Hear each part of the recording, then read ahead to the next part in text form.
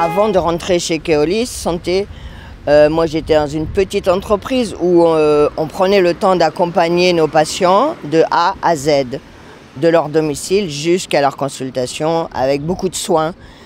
Aujourd'hui, c'est la rentabilité qui prime. C'est, comme nous a dit une personne, c'est l'efficience, c'est-à-dire le maximum de rendement avec le minimum de temps. Et moi, je suis désolée, je suis ambulancière. Je ne vais pas jeter quelqu'un en bas de l'hôpital. Je vais l'accompagner et je vais prendre soin de lui jusqu'au bout.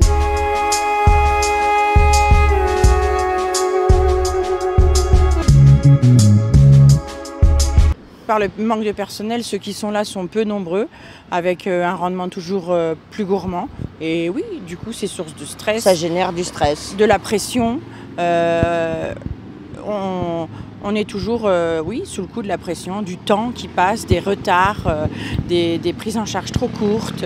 Ça nous fait rouler plus vite sur la route, en sachant que si on est flashé, c'est pour nous. C'est pas la direction, c'est pour nous. Si on perd des points, c'est pour nous. Donc non, on ne peut pas continuer à travailler dans des conditions comme celle-ci. À céder à la pression. D'autant plus qu'aujourd'hui, le planning des ambulanciers est fait par un ordinateur, une intelligence artificielle, soi-disant, qui doit optimiser au maximum les transports. Sauf que c'est du grand n'importe quoi. Il y a des lacunes, il y a énormément de lacunes. On se retrouve avec 3 personnes à prendre à 3 endroits différents et qui ont rendez-vous tous les 3 à la même heure. Donc les gens sérieux préviennent leurs patients la veille. Mais ceux qui n'ont pas envie de le faire, eh ben forcément, ils vont suivre les consignes de l'ordinateur et du coup, ils vont déposer tout le monde en retard. Voilà, ça gêne personne, je sais pas. Moi, c'est plus le métier que j'ai aimé il y a quelques années.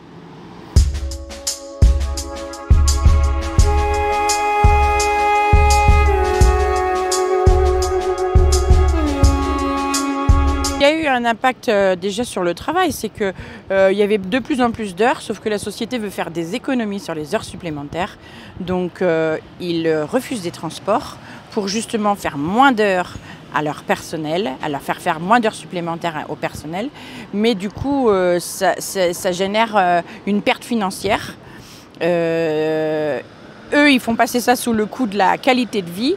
Il faut vivre, on travaille pour vivre. Il nous faut de l'argent, il nous faut des salaires, il nous faut des heures supplémentaires. Avant, c'était des points positifs qu'on pouvait accorder à cette entreprise. Maintenant, ce n'est plus beaucoup le cas. Je dirais, oui, on a peut-être plus de temps libre, mais on a moins d'argent. Alors, à quoi ça sert? Parce que si on n'a pas d'argent, on n'a rien à faire sur notre temps libre, à part le ménage. Non, la vie personnelle, voilà, du coup, financièrement, elle en prend un coup. Et il y a un malaise, il y a un stress, il y a un ras-le-bol. Forcément, psychologiquement, ça peut être compliqué pour les personnes les plus fragiles, celles qui s'investissent à fond dans leur métier, qui font leur métier encore avec passion, qui ont envie de prendre soin des gens.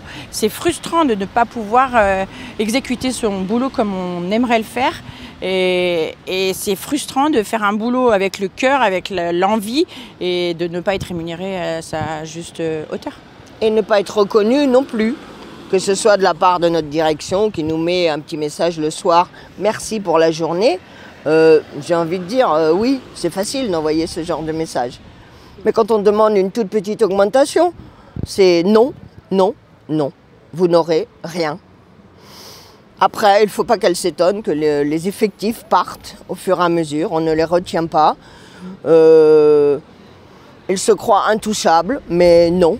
C'est pas vrai, on est un métier, on est un maillon de la chaîne des soins et malheureusement il y a de plus en plus de gens qui vieillissent bien et d'autres qui vieillissent mal, qu'il faut emmener à l'hôpital très souvent. Et on est le premier maillon touché pour les gens qui vont à l'hôpital. Mais si on les emmène toujours en retard, ils vont changer d'ambulancier. Ils vont à la concurrence. Alors qu'ils nous aiment bien en réalité. Mais ils vont aller à la concurrence. Et ça, c'est quelque chose que j'ai l'impression qui ne touche pas la direction de Keolis Santé. Ça ne les dérange pas. Voilà. Et pour moi, c'est incompréhensible.